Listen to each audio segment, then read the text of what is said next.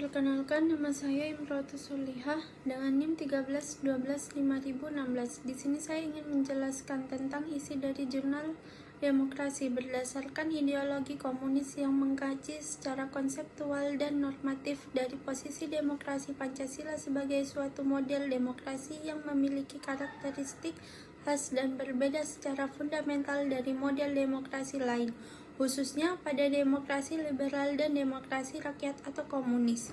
Di dalam isi jurnal itu menegaskan bahwa demokrasi tidak dapat dipahami secara tunggal, melainkan harus dimaknai sesuai dengan ideologi dan falsafah hidup bangsa yang menjadi dasar pembentukannya.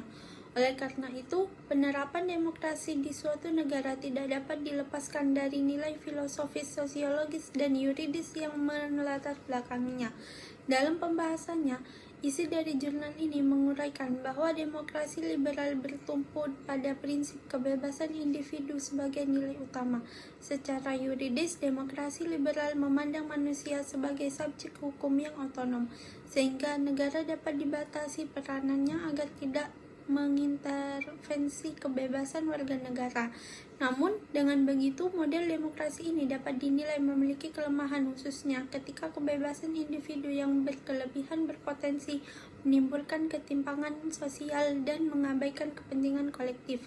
Sementara itu, demokrasi rakyat atau komunis dipahami sebagai demokrasi yang berlandaskan pada asas kolektivitas dan kepentingan bersama.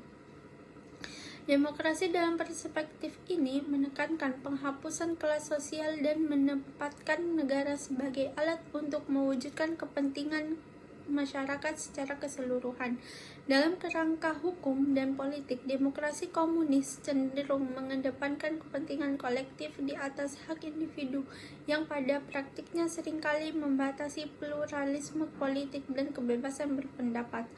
Berbeda dengan kedua model tersebut, dalam isi jurnal ini juga menegaskan bahwa demokrasi Pancasila merupakan model demokrasi yang bersifat rasional dan spesifik, karena didasarkan pada pandangan bahwa manusia adalah makhluk ciptaan Tuhan yang berakal, bermoral, dan hidup dalam kebersamaan. Demokrasi Pancasila tidak hanya menekankan aspek kebebasan atau kolektivitas semata, tetapi mengintegrasikan keduanya secara proporsional melalui prinsip hikmat kebijaksanaan dalam permusyawaratan atau perwakilan sebagaimana yang telah tercantum dalam sila keempat Pancasila. Dalam perspektif ketatanegaraan, demokrasi Pancasila dipahami sebagai mekanisme pelaksanaan kedaulatan rakyat yang mengedepankan masyarakat mufakat, rasionalitas, serta tanggung jawab moral. Perbedaan pendapat dipandang sebagai konsekuensi logis dari demokrasi dan bukan sebagai ancaman terhadap stabilitas negara. Oleh karena itu, perbedaan tersebut harus dikelola melalui proses deliberatif yang berlandaskan akal sehat, etika, dan nilai kemanusiaan, bukan melalui dominasi mayoritas atau pemaksaan kehendak. Lebih jelasnya, isi dari jurnal ini menekankan bahwa tujuan akhir dari demokrasi Pancasila adalah mewujudkan keadilan sosial, kesejahteraan umum, serta kelangsungan hidup manusia dan lingkungan secara berkeadaban. Dengan begitu, demokrasi Pancasila tidak hanya bersifat prosedural tetapi juga substantif karena mengandung nilai moral, spiritual, dan sosial yang berfungsi sebagai pedoman dalam penyelenggaraan kekuasaan negara. Karena itu, demokrasi Pancasila diposisikan sebagai model demokrasi yang sesuai dengan jati diri bangsa Indonesia serta relevan secara konstitusional dalam sistem hukum nasional. Sekian penjelasan dari jurnal tersebut. Jika ada salah kata, saya mohon maaf. Perkenalkan, saya Natania Riana Putri dengan NIM 13125000019. Hari ini saya akan menjelaskan dari salah satu jurnal yang berjudul Faktor Pendorong Nahdlatul Ulama atau NU mengadopsi demokrasi terpimpin pada masa Soekarno di tahun 1959 hingga 1965. Pada masa Orde Lama, Indonesia mengalami banyak perubahan politik dan sosial yang sangat dinamis. Salah satu perubahan besar terjadi setelah Presiden Soekarno mengeluarkan Dekret Presiden 5 Juli 1959 yang menandai bahwa berakhirnya demokrasi liberal dan dimulainya demokrasi terpimpin.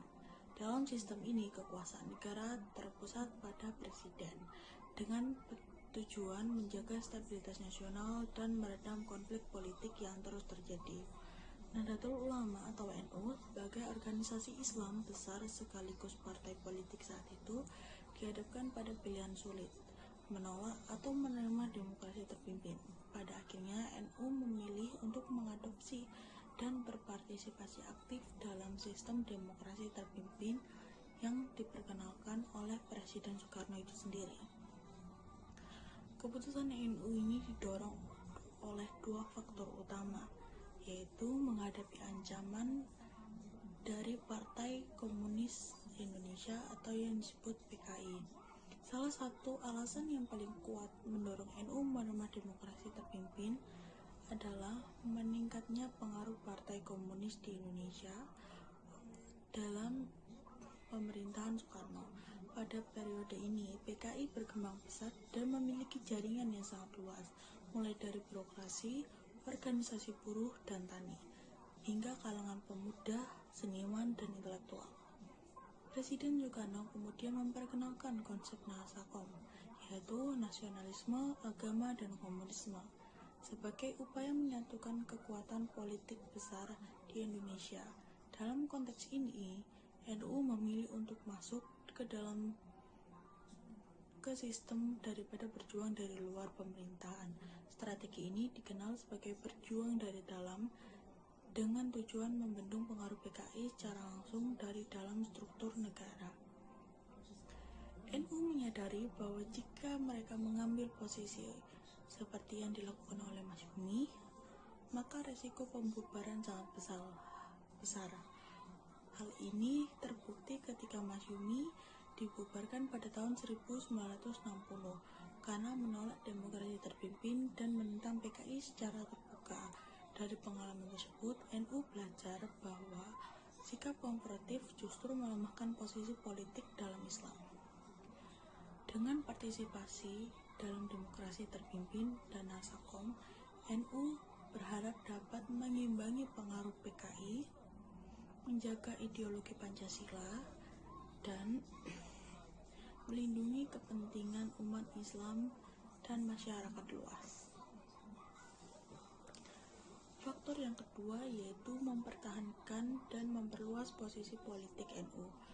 Faktor kedua adalah kepentingan politik NU untuk mempertahankan eksistensinya dalam pemerintahan. Bagi NU, politik dipandang sebagai alat untuk memperjuangkan kemaslahatan umat, bukan sekedar perebutan kekuasaan. Pada masa sebelum demokrasi terpimpin, NU telah memiliki posisi strategis di pemerintahan, termasuk dalam kabinet dan lembaga negara. Banyak pesantren, madrasah, dan warga Nahdlin juga bergantung pada kebijakan serta dukungan negara. Oleh karena itu, kehilangan akses politik berarti berkurangnya kemampuan NU dalam melindungi kepentingan sosial, pendidikan, dan keagamaan. NU memilih pendekatan akomodatif dan pragmatis dengan keyakinan bahwa menentang Soekarno secara langsung justru akan membahayakan organisasi. Sikap ini sejalan dengan prinsip NU, yaitu menghindari kerusakan lebih diutamakan daripada meraih kemaslahatan. Dengan menerima demokrasi terpimpin, NU berhasil tetap sebagai perwakilan di DPR, MPRS, dan Kabinet. Yang kedua, menjadi salah satunya kekuatan Islam dalam konsep Nasakom dan menjaga kedekatan politik dengan Presiden Soekarno. Perkenalkan, nama saya Isabella Christina Kirinandra dengan NIM 131250039. Di sini saya akan membahas tentang jurnal IT pada tahun 1952, yaitu Menempuh Jalan Rakyat, yang disusun sebagai materi pembelajaran. Tulisan Menempuh Jalan Rakyat Karya DN Aidit menegaskan bahwa kekuatan utama perubahan sosial dan politik terletak pada rakyat. Aidit mengkritik pola perjuangan yang hanya mengandalkan elit politik dan jauh dari kehidupan masyarakat. Lalu menurutnya yaitu perjuangan semacam itu tidak akan mampu menghasilkan sebuah perubahan yang mendasar karena tidak menyentuh akar persoalan sosial yang dialami oleh rakyat. Namun seperti kemiskinan, ketimpangan ekonomi, dan penindasan itulah adalah contohnya. Contohnya adalah seperti penindasan struktural. Oleh karena itu, setiap gerakan politik harus berangkat dari realitas hidup rakyat dan berpihak pada kepentingan mereka. Aidit menekankan bahwa rakyat khususnya kaum buruh dan tani merupakan kekuatan sosial terbesar dalam masyarakat. Mereka bukan sekedar objek perjuangan, namun melainkan subjek utama yang harus disadarkan oleh posisi dan perannya. Di dalam perubahan sosial, kesadaran politik rakyat tidak muncul secara otomatis, tetapi perlu dibangun melalui pendidikan politik yang terarah dan berkelanjutan. Lalu di dalam konteks ini, organisasi massa dan partai politik memiliki peran strategi sebagai alat untuk menghimpun. Contohnya membimbing serta mengorganisasi kekuatan rakyat agar mampu bergerak secara kolektif dan terarah. Selain itu, Aidit menegaskan pentingnya hubungan yang erat antara seorang pemimpin dengan rakyat. Pemimpin perjuangan tidak boleh bersikap eksklusif atau merasa lebih tinggi dari rakyat, melainkan harus hidup dan berjuang bersama mereka. Dengan menyatukan dalam kehidupan rakyat, perjuangan politik akan memiliki legitimasi moral sekaligus kekuatan nyata. Hal ini menjadi dasar konsep-konsep menempuh jalan rakyat, yaitu menjadi aspirasi dan kebutuhan rakyat sebagai pedoman utama dalam setiap langkah perjuangan. Aidit juga menolak sikap kompromistis terhadap kekuatan yang menindas. Ia berpandangan bahwa perjuangan rakyat harus dilakukan secara konsisten, disiplin, dan berani menghadapi resiko. Lalu tujuan akhir dari perjuangan ini bukan sekedar perubahan kekuasaan, tetapi perubahan struktur sosial yang memungkinkan terciptanya keadilan, kesejahteraan, dan pembebasan rakyat dari berbagai bentuk penindasan. Dengan demikian, jalan rakyat dipahami sebagai jalan perjuangan yang berorientasi pada kepentingan mayoritas masyarakat dan masa depan yang lebih adil. Terima kasih.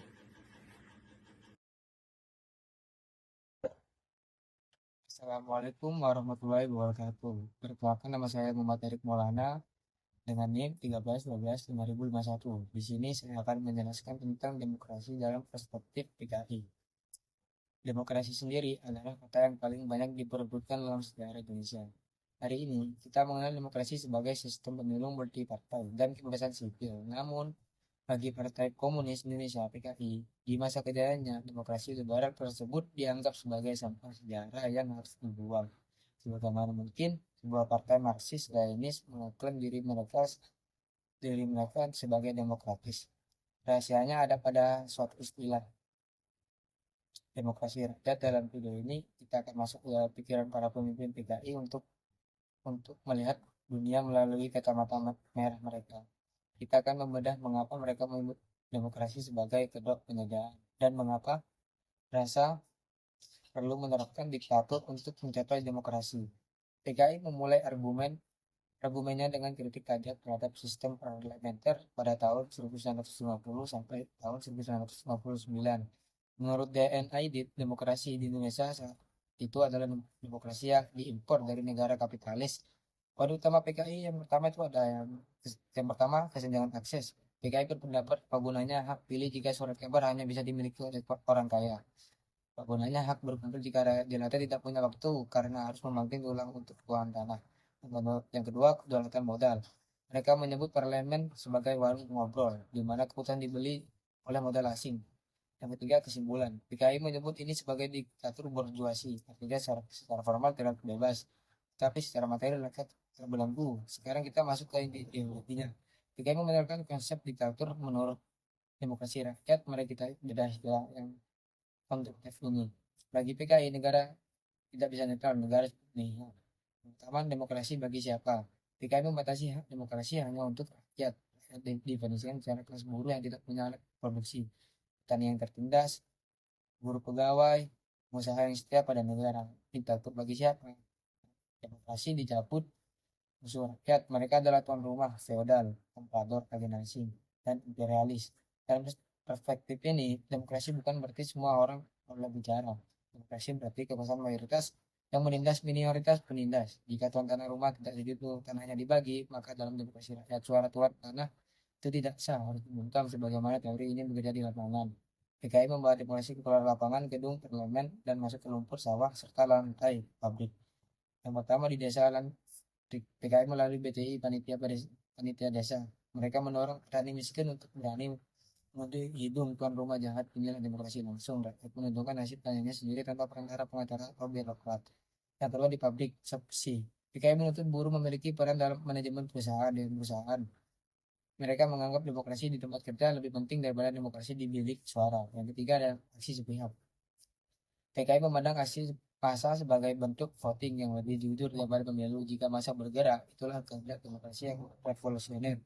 Satu partai, PKI menerapkan sentralisme demokratis. Ini adalah rahasia mengapa PKI menjadi organisasi paling solid di Indonesia saat itu.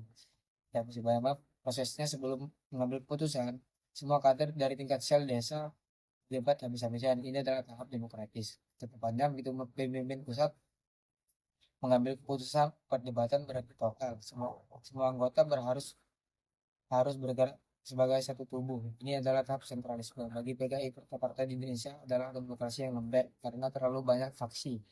PKI merasa mereka lah yang paling demokratis karena suara anggota didengar, namun memiliki satu komando yang kuat. Pada tahun 1999, Presiden Soekarno membubarkan parlemen dan memulai demokrasi terpimpin. Anehnya, PKI merupakan partai pemenang pemilu keempat justru mendukung penghapusan sistem parlemen. Ini mengapa? Ada dua alasan taktis. Yang pertama, menghancurkan lawan dengan sistem terpemimpin. Karena bisa membubarkan partai lawan jenis PKI seperti Masyumi dan PSI.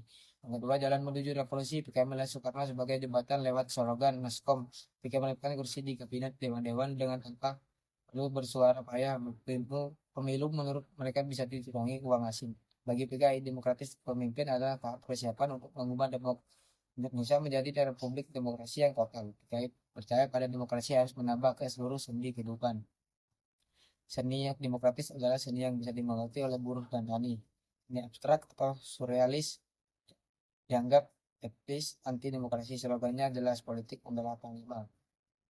Demokrasi berarti memutuskan rantai patriarki feodal. Berani turun desa-desa mengajarkan bagaimana cara baca tulis memperhatikan hak cerai bagi perempuan yang tertindas. Namun gerakan ini tetap harus tunduk pada garis besar revolusi partai. Namun perspektif demokrasi PKI memiliki catat besar dalam praktiknya dengan membagi masyarakat menjadi rakyat. Usul rakyat PKI dengan popularisasi yang memadukan demokrasi yang tidak memberikan ruang bagi perbedaan pendapat bagi luar garis partai. Akhirnya memberikan sistem otoriter terjadi 1965 menjadi titik akhir eksperimen ini. Karena demokrasi pemimpin gagal menjaga keseimbangan yang terjadi bukanlah demokrasi rakyat, melainkan benturan fisik yang menyebabkan satu generasi sebagai penutup. Kita menyebutkan bahwa PKI demokratis bukanlah sistem yang netral. Demokrasi adalah sebuah alat perjuangan kelas jika kita melihat kembali ke seluruh materi. Tadi ada 3 poin yang menjadi demokrasi PKI.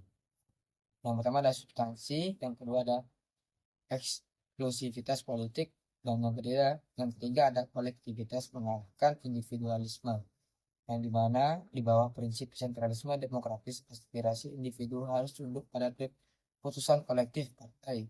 Demokrasi bukan berarti kebebasan tanpa melalui kebebasan untuk bergerak satu komando demi tujuan revolusi sosial.